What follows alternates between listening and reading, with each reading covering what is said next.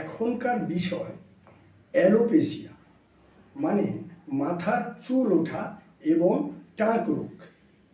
এই রোগটা বেশিরভাগ ছেলেদের হয়, মেয়েদের সাধারণত কম হয়।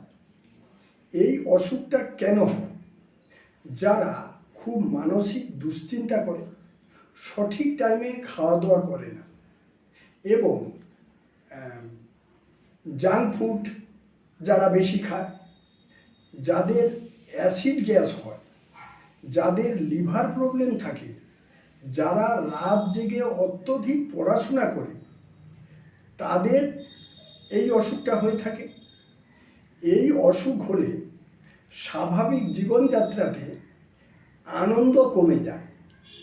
বন্ধুবান্ধবদের সঙ্গে কিংবা কোনো অনুষ্ঠানে যেতে সে লজ্জাবোধ করে। আমার অল্প বয়সে চুল উঠে গেছে, আমাকে দেখতে খারাপ লাগবে, এইসবের মাঝে রাত্রে ঘুমও কমে যায়। তারপরে কারো কারো মারাত্মক কোষ্ঠকাঠিন্য এবং অর্শরোগও দেখা দেয়। এই অ্যালোপেশিয়া রোগের আর একটা মেন কারণ মাথায় চর্মরোগ, মানে হেড একজিমাও হয়ে যায়। তারা খুব সমস্যার মধ্যে দিন কাটায়। একে তো মাথায় চর্মরোগ, আবার মাথায় টাক হয়ে যাওয়া। এই রোগে আমাদের হোমিওপ্যাথিক মতে খুব ভালো ট্রিটমেন্ট রয়েছে।